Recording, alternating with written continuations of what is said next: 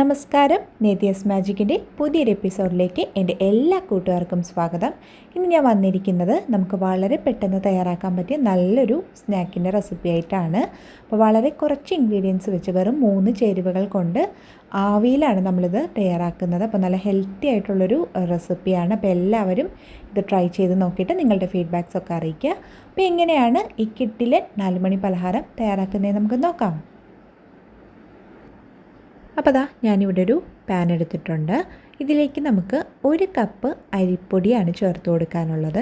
ഞാനിപ്പോൾ ഇവിടെ എടുത്തിരിക്കുന്നത് ഇടിയപ്പത്തിൻ്റെ പൊടിയുണ്ടല്ലോ, ഇടിയപ്പത്തിൻ്റെ പുട്ടിൻ്റെയൊക്കെ പൊടി നമുക്ക് കടയിൽ നിന്ന് വാങ്ങാൻ കിട്ടിയില്ലേ, ആ പൊടിയാണ് ഞാനിവിടെ എടുത്തിരിക്കുന്നത്. അപ്പോൾ ഇത് നമുക്ക് ഒരു 3-4 മിനിറ്റ് ലോ ടു മീഡിയം ഫ്ലെയിമിൽ വെച്ചിട്ട് ഒന്ന് ചൂടാക്കി എടുക്കണം. അപ്പോൾ ഞാനിവിടെ 2/3 കപ്പിലാണ് മെഷർ ചെയ്തിരിക്കുന്നത്. ഇനിയിപ്പോൾ നമ്മളുടെ കയ്യിൽ മെഷറിംഗ് കപ്പ് ഇല്ലെങ്കിലും പ്രശ്നമൊന്നുമില്ല, നമ്മളുടെ കയ്യിലുള്ള ഏതെങ്കിലും ഒരു ഗ്ലാസ്സിൽ മെഷർ ചെയ്തെടുത്താൽ മതി. അപ്പോൾ ഇത് ഒരുപാട് തീയിലിട്ട് റോസ്റ്റ് ചെയ്യാൻ നിൽക്കരുത്, പെട്ടെന്ന് തന്നെ അതിൻ്റെ നിറമൊക്കെ മാറി അങ്ങ് മൂത്ത് പോകും. അപ്പോൾ ഒരു ലോ ടു മീഡിയം ഫ്ലെയിമിൽ വെച്ചിട്ട് നമുക്കിത് നന്നായി ഒന്ന് ചൂടാക്കിയെടുക്കാം. ഇത് നമ്മളുടെ അരിപ്പൊടി ഇവിടെ നല്ലതുപോലെ ചൂടായി വന്നിട്ടുണ്ട്.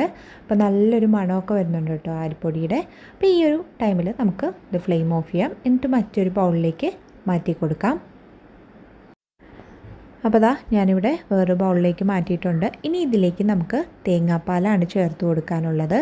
അപ്പോൾ ഞാനിവിടെ നമ്മൾ അരിപ്പൊടി അളന്ന അതേ കപ്പിൽ തന്നെയാണ് തേങ്ങാപ്പാലും അളന്നെടുക്കുന്നത്. അപ്പോൾ അതിന് 1 കപ്പ് നമുക്ക് ആദ്യം ചേർത്തിട്ട് ഒന്ന് മിക്സ് ചെയ്തെടുക്കാം. അപ്പോൾ കുറേശ്ശെ ചേർത്തിട്ട് വേണം മിക്സ് ചെയ്തെടുക്കാൻ.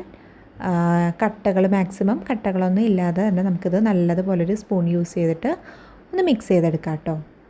അപ്പോൾ ഞാനിവിടെ അരമുറി തേങ്ങയുടെ പാലാണ് എടുത്തിരിക്കുന്നത്. കുറച്ച് വെള്ളവും കൂടി ചേർത്ത് ഒന്ന് മിക്സിയിൽ കറക്കിയിട്ടാണ് ഞാനിവിടെ തേങ്ങാപ്പാൽ എടുത്തിരിക്കുന്നത്. അപ്പോൾ കുറേശ്ശെ ചേർത്ത് നമുക്കിത് കട്ടകളൊന്നും ഇല്ലാതെ മിക്സ് ചെയ്തെടുക്കാം.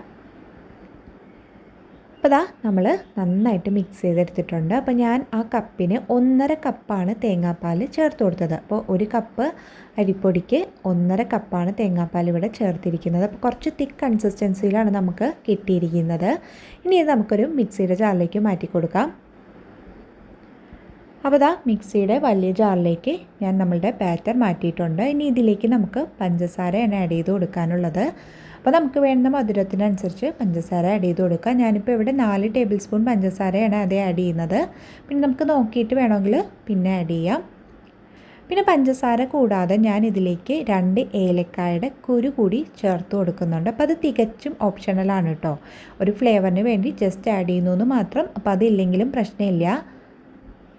അപ്പോൾ അതുകൂടി ചേർത്തിട്ട് നമുക്കിത് നല്ലതുപോലെ ഒന്ന് അടിച്ചെടുക്കാം. അപ്പോൾ നമ്മളുടെ ബാറ്റർ ഇവിടെ റെഡി ആയിട്ടുണ്ട്.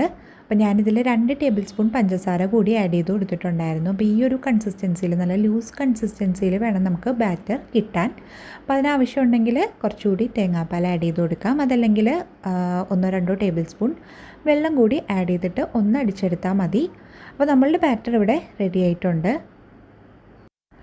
ഇനി ഇത് നമുക്ക് സ്റ്റീം ചെയ്യാനായിട്ട് നമുക്ക് ഇഷ്ടമുള്ളൊരു പാത്രത്തിലേക്ക് മാറ്റാം. ഞാനിപ്പോൾ ഇവിടെ സ്റ്റീലിൻ്റെ പാത്രമാണ് എടുത്തിരിക്കുന്നത്, ലഞ്ച് ബോക്സാണ് എടുത്തിരിക്കുന്നത്. അപ്പോൾ ഇതിൽ ഞാൻ കുറച്ച് നെയ്യ് ഒന്ന് അപ്ലൈ ചെയ്ത് കൊടുത്തിട്ടുണ്ടായിരുന്നു, കാരണം ഇത് കുക്കായി വരുമ്പോൾ പെട്ടെന്ന് അതിൽ നിന്ന് വിട്ട് വരാനുള്ള എളുപ്പത്തിന്. അപ്പോൾ നെയ്ക്ക് പകരം നമുക്ക് എണ്ണ വേണമെങ്കിലും യൂസ് ചെയ്യാം. അപ്പോൾ ഇതിലേക്ക് ബാറ്റർ ഒഴിച്ച് കൊടുക്കുക. അപ്പോൾ ഒരുപാട് തിക്കായിട്ട് നമ്മളിത് ബാറ്റർ ഒഴിച്ചിട്ട് കുക്ക് ചെയ്തെടുക്കരുത്, അങ്ങനെ വരുമ്പോൾ ആ ഒരു സോഫ്റ്റ്നെസ് കിട്ടില്ല. പിന്നെ ഞാനൊരു ഫോർക്ക് യൂസ് ചെയ്തിട്ട് ഇതുപോലെ ഒന്ന് വരച്ചു കൊടുക്കുന്നുണ്ട്. അപ്പോൾ എയർ ബബിൾസ് എന്തെങ്കിലും ഉണ്ടെങ്കിൽ പോകാനായിട്ടാണ് അങ്ങനെ ചെയ്യുന്നത്. ഇല്ലെങ്കിൽ ഇത് കുക്കായി വരുമ്പോൾ ഇതിൻ്റെ മുകൾ ഭാഗം കാണാനൊരു ഭംഗി ഉണ്ടാവില്ല. പിന്നെ ഇത് നമുക്ക് സ്റ്റീം ചെയ്തെടുക്കാം. അപ്പം ഞാനൊരു പാനിൽ വെള്ളം തിളപ്പിക്കാനായി വെച്ചിട്ടുണ്ടായിരുന്നു. വെള്ളമൊക്കെ ഇപ്പോൾ നന്നായി തിളച്ച് വന്നിട്ടുണ്ട്. അപ്പോൾ ഞാനതിൽ ഒരു റിങ്ങും വെച്ചിട്ടുണ്ട്. അപ്പോൾ ഇനി ഇതിലേക്ക് നമ്മളുടെ ബാറ്റർ ഇറക്കി വെച്ചിട്ട് കുക്ക് ചെയ്യാം. നമ്മളുടെ കയ്യിൽ സ്റ്റീമർ ഉണ്ടെങ്കിൽ നമുക്ക് അത് യൂസ് ചെയ്യാം. പിന്നെ ഇതിലേക്ക് വേപ്പേഴ്സ് ഒന്നും വീഴാതിരിക്കാനായിട്ട് ഒരു ലിഡ് വെച്ചിട്ട് ഞാനൊന്ന് അടച്ചു കൊടുക്കുന്നുണ്ട്. പിന്നെ നമുക്ക് ഈ പാനും ഒന്ന് മറ്റൊരു ലിഡ് വെച്ചിട്ട് അടച്ചു കൊടുക്കാം. ഇനി ഇതൊരു 15 to 20 മിനിറ്റ്സ് ആണ് എൻ്റെ കുക്കിംഗ് ടൈം. ഒരു മീഡിയം ഫ്ലെയിമിൽ വെച്ചിട്ട് നമുക്കൊരു 15 to 20 മിനിറ്റ്സ് ആകുമ്പോൾ നോക്കാം. അപ്പോൾ ഇത് നന്നായിട്ടൊന്ന് കുക്കായി വരട്ടെ. ഇപ്പോൾ 15 മിനിറ്റ് കഴിഞ്ഞിട്ടുണ്ട്. നമുക്കിതൊന്ന് ഓപ്പൺ ചെയ്ത് നോക്കാം. പെട്ടെന്ന് തന്നെ അത് കുക്കായി വരും കേട്ടോ. വെള്ളം നന്നായിട്ട് തിളച്ചതിന് ശേഷം വേണം നമ്മൾ ബാറ്റർ ഇതിലേക്ക് വെക്കാൻ.